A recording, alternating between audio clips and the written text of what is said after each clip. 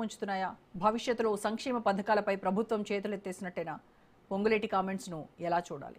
ఇదే అంశంపై ఇవాళ డిబేట్లో డిస్కస్ చేద్దాము. డిబేట్లో పార్టిసిపేట్ చేస్తున్నారు బీఆర్ఎస్ మాజీ ఎమ్మెల్యే బొల్లం మల్ల యాదవ్ గారు అండ్ కాంగ్రెస్ మాజీ ఎమ్మెల్యే ఆరేపల్లి మోహన్ గారు, బీజేపీ రాష్ట్ర నాయకులు గంగాపురం వెంకటరెడ్డి గారు అండ్ సీనియర్ విశ్లేషకులు ప్రొఫెసర్ డాక్టర్ శేషు గారు.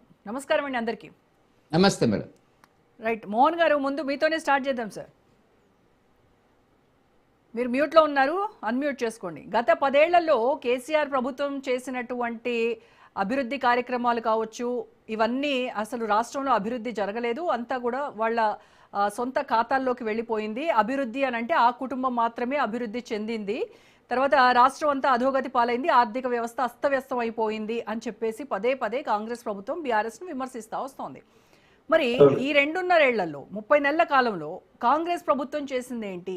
ఏమన్నా అంటే గత ప్రభుత్వం చేసినటువంటి అప్పులు తీర్చడానికి వాటికి వడ్డీలు అసలు కట్టడానికి కోసమే మళ్ళీ మేము అప్పులు తెస్తున్నాము అని చెప్పేసి ఆ మొత్తం నెపం అంతా కూడా బీఆర్ఎస్ మీదే నెడతా ఉన్నారు. సో ఏంటి సరైనటువంటి ఆర్థిక ప్రణాళికలు లేక సర్కార్ ఈ రకమైనటువంటి విమర్శల పాలవుతోందా? ఏం చెప్తారు దీనిపైన? కాంగ్రెస్ కు సరైన ప్రణాళిక ఉంది. ప్రణాళిక బద్ధంగానే ఈ ప్రభుత్వం నడుస్తుంది. రేవంత్ రెడ్డి గారి నాయకత్వంలో మరి కేబినెట్ కూడా చాలా అనుభవం ఉన్న కేబినెట్ ఉంది. తప్పక ప్రణాళిక బద్ధంగానే ఈ రాష్ట్ర ప్రభుత్వం నడుస్తుంది అనే మాట చెప్తూనే ఈ రోజు హనుమకొండ జిల్లాలో మరి పొంగులేటి శ్రీనివాస్ రెడ్డి గారి సమక్షంలో మరి కౌశిక్ రెడ్డి గారు చేసిన సంభాషణను కూడా మీరు ప్రస్తావించారు. నేనేమంటున్నా అంటే మేడం, ఒకటి ఇప్పుడు నేను కూడా ఎమ్మెల్యేగా చేసిన మా నియోజకవర్గంలో దాంపల్లి అనే గ్రామంలో social welfare hostel centre of excellence అని కట్టించినాం. 99.9% పని అయింది. కొంత పనులు మిగిలి ఉండే, నేను చేయలేకపోయినా నా తర్వాత వచ్చిన రసమయ బాలకిషన్ ఓపెన్ చేసిండు. అదే విధంగా ఈ రోజు మీరు ఏమంటారు, మేము కట్టిన ఇల్లు మీరు వంచుతారట. సహజమే, ప్రభుత్వం అన్నప్పుడు మీరు చేసే కాడికి చేసిండ్రు, మిగిలిన పనులు ఈ ప్రభుత్వం వచ్చి పెండింగ్ వర్కులన్నీ చేసి అట్టి ఇళ్లను పంచే ప్రయత్నంలో భాగంగా పొంగులేటి శ్రీనివాస్ రెడ్డి గారు ఈ రోజులో హన్మకొండ జిల్లాలోని కమలాపూర్ మండలంలో 402 ఇండ్లకు గాను పంపిణీ కార్యక్రమంలో పాల్గొని ఏమన్నాడు, గత ప్రభుత్వము ఇళ్లను పంపిణీ చేయలేదు. కారణం ఏంటంటే 50 ఒక్కొక్కడ 50%, ఒక 70%, ఒక 80% పనులు పూర్తి చేసి అతిమితంగా వదిలేసి వెళ్ళిన వాటి అన్నింటికి డబ్బు కేటాయించి వాటిని మరమ్మతులు చేసి మా ప్రభుత్వం మంచిదనే విషయాన్ని ప్రజల ముందు ఉంచే ప్రయత్నం చేసిండు పొంగులేటి శ్రీనివాస్ రెడ్డి గారు. అంతే. ఇప్పుడు మీరు మేమే చేసినామనే మాట మళ్ళీ కౌశిక్ రెడ్డి మాట్లాడటం అక్కడ సందర్భం ఉచితం కాదు. కానీ సందర్భం కాకుండా లేవనెత్తిండు కాబట్టి అక్కడ గలాటం. నేను అడుగుతున్నాను టిఆర్ఎస్ ప్రభుత్వంలో ఉన్న నాయకులందరినీ, నిజంగా మీరే కంప్లీట్ చేసి ఉంటే మీరే ఓపెనింగ్ చేయాలి కదా. ఈ 2 ఏళ్ల దాకా ఆగేదాకా వచ్చిందంటే ఈ ప్రభుత్వం ఎన్ని ప్రణాళికలు చేసుకొని డబ్బును లెక్క కట్టుకొని అన్ని ఇతర పథకాలు ఆగకుండా కొంత డబ్బు మిగిలిచ్చి ఇలాంటి డబుల్ బెడ్రూమ్ల మరమ్మతుకు వాడుతుంది, లేట్ అవుతుంది. 2 ఏళ్ళు గడిచింది అంటే మీరు ఆలోచించండి. ఏంది ఆర్థిక ప్రణాళిక బద్ధంగా చేస్తూ ఉంటేనే డబ్బులు కూడగట్టుకొని ఇలాంటి డబుల్ బెడ్రూమ్ల ఇళ్లను రిపేర్ చేసి మరమ్మతులు చేసి కంప్లీట్ చేసి ప్రజలకు అందజేసే కార్యక్రమం జరిగింది. అంతే తప్ప మరి అందులో రాజకీయం ఉన్నట్టు మాట్లాడడం సబబు కాదు. ఎప్పుడైనా అప్పుడే వీళ్ళు కంప్లీట్ చేసి ఉంటుంటే అప్పుడే వీళ్ళు పంచేవాళ్ళు కదా. అప్పుడే వచ్చారు మేడం. వీళ్ళు ఏమంటారు, మేము కట్టినాం మీరు పంచుతాం. అరే నువ్వు టోటల్ గా కట్టుంటే మాకు అవకాశం వచ్చేది కాదు కదా. నేనేమంటున్నా, దయచేసి రాజకీయ కోణం ఆలోచించకండి, బాధ్యతగా ఆలోచించండి. మీరు డబుల్ బెడ్రూమ్ కట్టారు, ఎన్ని కట్టిరు, ఎట్లా కట్టిండ్రు, కట్టే విధానం పూర్తిగా కంప్లీట్ కాలేదు. ఈవెన్ కరీంనగర్ హెడ్ క్వార్టర్ లో కూడా ఉన్నాయి, వరంగల్ హెడ్ క్వార్టర్ లో ఉన్నాయి, ఖమ్మం చాలా ఏరియాలలో ఉన్నాయి. ఎందుకు ఉన్నాయి? కంప్లీట్ కాకుంటున్నాయి. ఇప్పుడు కరీంనగర్ లో కావాలంటే దాదాపు 7 నుంచి 10 కోట్ల రూపాయలు అయితేనే కంప్లీట్ అవుతుందని అంచనా ఉంది.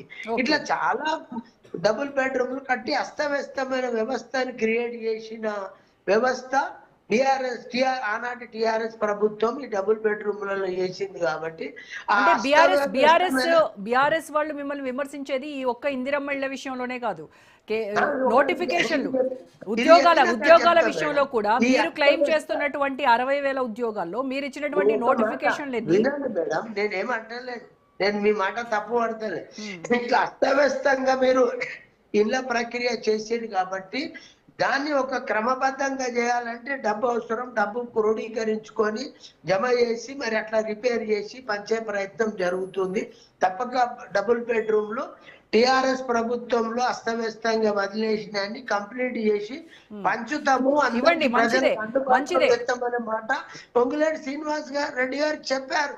యా, అంతే మోహన్ గారు ఒక్క ఇందిరమ్మ ఇళ్లే కాదు, ఇప్పుడు మీరు అంటున్నారు కదా ఖచ్చితంగా మేము ఇచ్చే తీరుతాము అని అంటున్నారు కదా, అలాగే మీరు ఏదైతే హామీలు ఇచ్చారో ఎలక్షన్స్ ముందు ఏవి ఇచ్చారో అధికారంలోకి వచ్చిన తర్వాత వాటిలో ఏ ఒక్కటైనా పూర్తిగా అమలు చేశారా సార్? చెప్పండి, అసలు కొన్ని అయితే మీకు గుర్తున్నాయో లేవో అని ప్రజలకు డౌట్ వస్తా ఉంది. ఇప్పుడు చెప్పండి, రైతులకు ఏమంటారు ఒప్పుకుంది ఇవాళ మేము 500 క్వింటాలకు బోనస్ ఇస్తున్నమాట అబద్ధమా మేడం?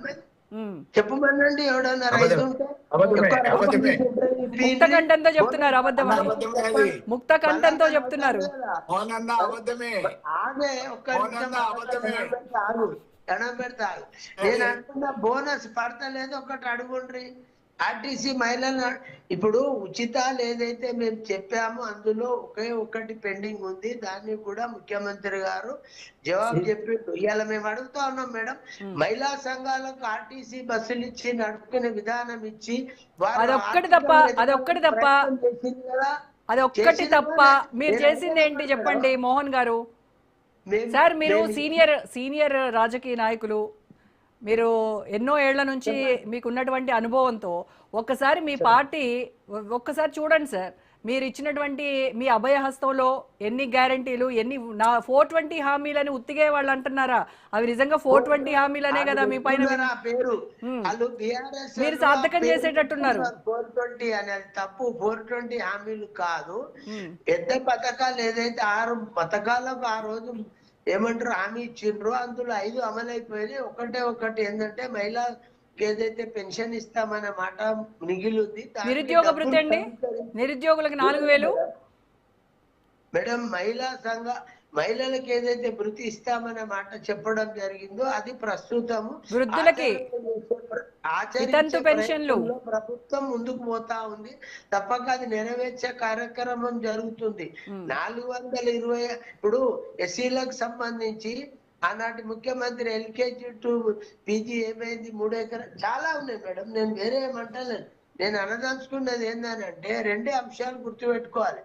ఎప్పుడైనా ఏ ప్రభుత్వం అయినా ప్రజలకు ఇచ్చే హామీని ఇచ్చి నెరవేరిస్తే ఆ ప్రభుత్వం తిరిగి అధికారంలోకి వస్తుంది అనేది జగమెరిగిన సత్యం.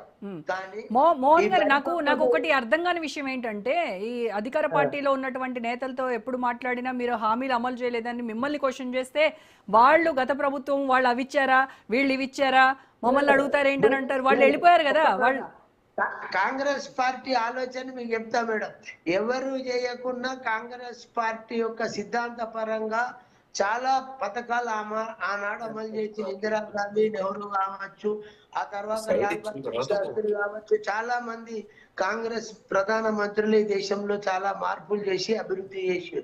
ఇక్కడ నేననేది ఏంటంటే వాళ్ళు చేయలేదని నేను సందర్భంలో ఏమంటారు, మేము ఇచ్చిన మాట కట్టుబడి తప్పక కాంగ్రెస్ ప్రభుత్వం రేవంత్ రెడ్డి నాయకత్వంలో ప్రతి పథకం అమలు చేస్తుంది, అమలు చేసి చూపిస్తామన్న మాట చెప్తాను. 2 ఏళ్ళు అయింది, ఏమైంది అంటే ఒక టర్మ్ అంతా అయినాక కూడా ఆనాటి టిఆర్ఎస్ ప్రభుత్వం ఎన్నో పనులు చేయలే. 2వ టర్మ్ లో కూడా సగంకి ఎక్కువ పనులు చేయలే. మేమేమంటున్నాం, మాకు ఇంకా గత 2.5 సంవత్సరాలు మిగిలింది, మేము ఇచ్చిన మాట కట్టుబడి పనిచేసే ఓటు అడుగుతామన్నమాట ముఖ్యమంత్రి గారు చెప్తా ఉన్నారు, మంత్రులు చెప్తా ఉన్నారు. మేము అన్ని పనులు చేస్తాం, మీరు అడగని పనులు కూడా చేశాం.